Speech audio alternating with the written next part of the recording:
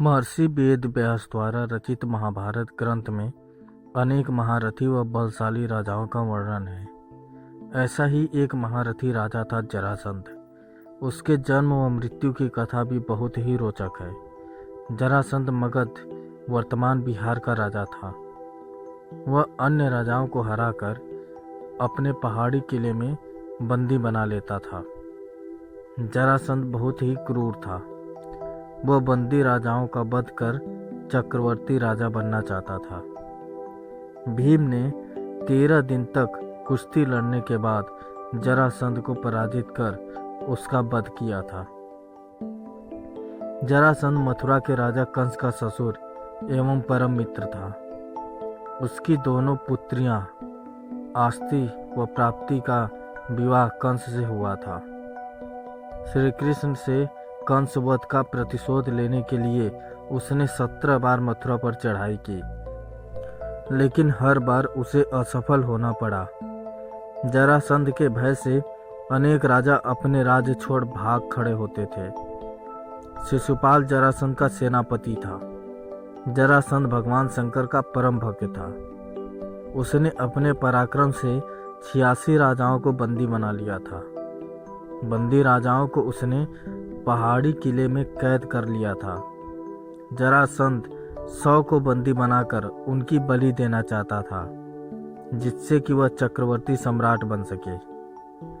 आइए जानते हैं कि जरासंध का जन्म कैसे हुआ था। मगध देश में बृहद्रथ नाम के राजा थे।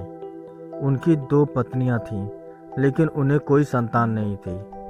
एक दिन संतान की चाह में राजा बृहद्रथ महात्मा चंड कौशिक के पास गए और सेवा कर उन्हें संतुष्ट किया। प्रसन्न होकर महात्मा चंद कौशिक ने उन्हें एक फल दिया और कहा कि ये फल अपनी पत्नी को खिला देना, इससे तुम्हें संतान की प्राप्ति होगी। राजा ने वह फल काटकर अपनी दोनों पत्नियों को खिला दिया। समय आने पर दोनों रानियों के गर्भ से शिशु के शरीर का एक एक टुकड़ा पैदा हुआ। रानियों ने घबराकर शिशु के दोनों जीवित टुकड़े को बाहर फेंक दिया। उसी समय वहां से एक राक्षसी गुजरी। उसका नाम जरा था। जब उसने जीवित शिशु के 2 टुकड़ों को देखा तो अपनी माया से उन दोनों टुकड़ों को जोड़ दिया और वह शिशु एक हो गया। एक शरीर होते ही वह शिशु जोर जोर से रोने लगा। बालक की रोने की आवाज़ सुनकर दोनों रानियां बाहर निकली और उन्होंने उस बालक को गोद में ले लिया। राजा बृहद्रथ भी वहां आ गए और उन्होंने उस राक्षसी से उसका परिचय पूछा। राक्षसी ने राजा को सारी बात सच सच बता दी।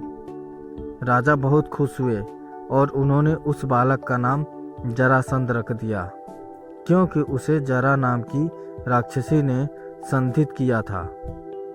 जरासंध का वध करने के लिए भगवान श्री कृष्ण ने योजना बनाई। योजना के अनुसार श्री कृष्ण, भीम व अर्जुन ब्राह्मण के वेश बनाकर जरासंध के पास गए और उसे कुश्ती के लिए ललकारा। जरासंध समझ गया कि ये ब्राह्मण नहीं है। जरासंध के कहने पर श्री कृष्ण ने अपना वास्तविक परिचय दिया। जरासंध ने भीम से कुश्ती लड़ने का निश्चय किया। राजा जरासंध और भीम का युद्ध कार्तिक कृष्ण प्रतिपदा से 13 दिन तक लगातार चलता रहा।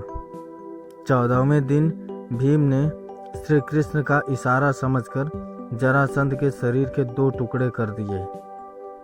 जरासंध का वध कर भगवान श्री कृष्ण ने उसकी कैद में जितने भी राजा थे सबको आज़ाद कर दिया और कहा कि धर्मराज युधिष्ठिर चक्रवर्ती पद प्राप्त करने के लिए राजसूय यज्ञ करना चाहते हैं। आप लोग उनकी सहायता कीजिए। राजाओं ने श्री कृष्ण का यह प्रस्ताव स्वीकार कर लिया और धर्मराज युधिष्ठिर को अपना राजा मान लिया। भगवान श्री कृष्ण ने जरासंध के पुत्र सहदेव को अभय दान देकर मगध का राजा बना दिया। दोस्तों, ये थी राजा जरासंध की कहानी। आपको यह कहानी कैसी लगी हमें कमेंट करके ज़रूर बताएं। अगर अच्छी लगी तो शेयर करें, सब्सक्राइब करें और लाइक करें। धन्यवाद।